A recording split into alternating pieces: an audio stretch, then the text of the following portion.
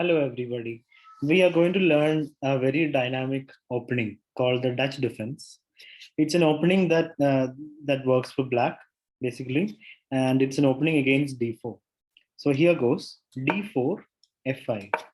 So with this move, black controls the e4 square, and black can do the same with d5 as well. But with f5, black unbalances the pawn structure, and in the middle game can launch an attack on the king side.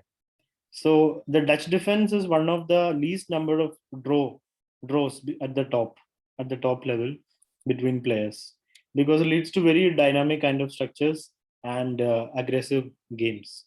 So black is also weakening his king side by playing this f pawn forward, so it can strike back as well. If it doesn't work out for black, then the king side is weak and that can become a permanent problem. So generally after d4 f5, white usually goes c4 and black goes, let's say, knight f6, and almost always white fianchettos the bishop on bishop g2, and black also has this option of going g6 and bishop g7.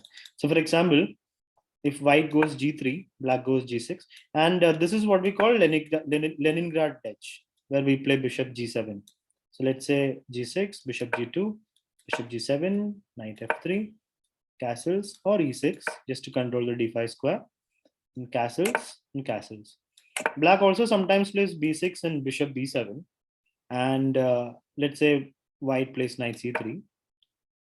We can go b6. Right now, it might be a problem actually. The knight could move, but we could do that before as well. Like for example, after d4, f5, c4, we can directly go b6. And now let's say knight f3, bishop b7, knight f, sorry, pawn e. If here g3, we may have the option to take. So let's say pawn e3, knight f6, g3. We can either choose g6, which is a Leningrad, or e6, which may lead to stone wall kind of structures, d6 and d5 and knight e4. Sorry, knight e4. So let's say we play g6, bishop g2, bishop g7. We get the same kind of position with black also fianchettoing on the queen side. And in the Dutch defense, from my experience, the main problem for black is lack of development for this knight. And this knight comes in very late, and it can become a problem in the middle game.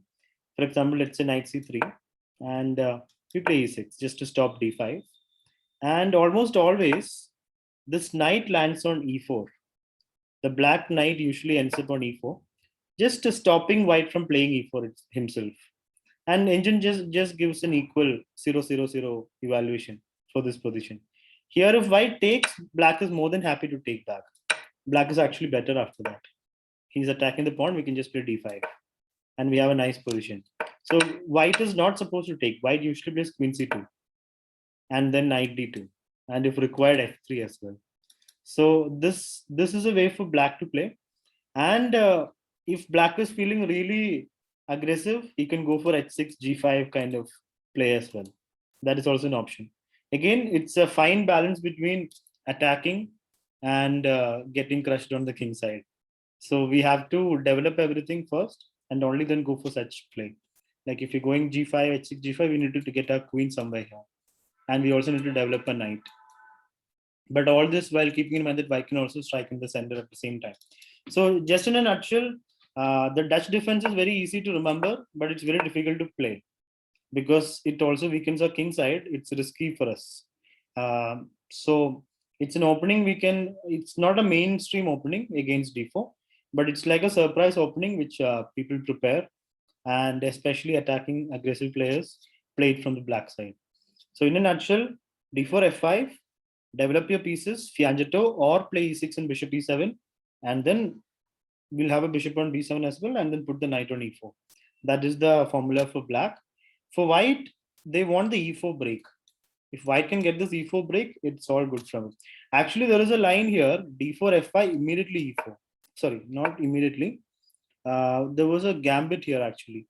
So d4, f5, yeah, e4 will take knight c3, knight f6, and now bishop g5. It's very easy to fall into this, called Staunton gambit. So basically here it's very easy to fall into a trap. We might think that this pawn needs to be defended, So we might play d5, but that's a big mistake. I have actually fallen for this once. Luckily, it did not result in a loss, but the position was too bad. I was even thinking of resigning in that tournament game. So the problem is bishop can take, and whichever way you take, he takes, let's say, queen h5. And now let's say after g6, g6 seems fine, right? g6, queen takes pawn. And we are down by, we're going to lose one more pawn actually. Whether you take or not, the e4 pawn falls. If you take the e4 pawn, if you take, then f6 and c7 are hanging. And if you do not take, for example, play bishop d7, sorry, not bishop d7, knight d7, for example, which is what I played, then this pawn falls with check. So this would happen in one of my games. So the correct way to deal with that is after d4, f5, e4, the Staunton gambit, we take, and now when they play knight out, bishop g5, instead of going d5, which will defend, we can just go c6. That's one option. Because after takes, if they take, we're letting them take back, but with a better position. This is a main line. And the other option is, instead of that, we can play knight c6. Because now they cannot take. If they take like this, we have queen e7.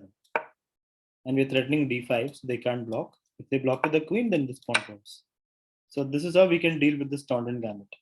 So that Staunton gambit is the only gambit we have to keep in mind when we play the Dutch.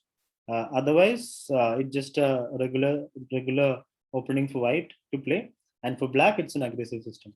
So it leads to very dynamic games, and have fun playing the Dutch. Hope this video helped.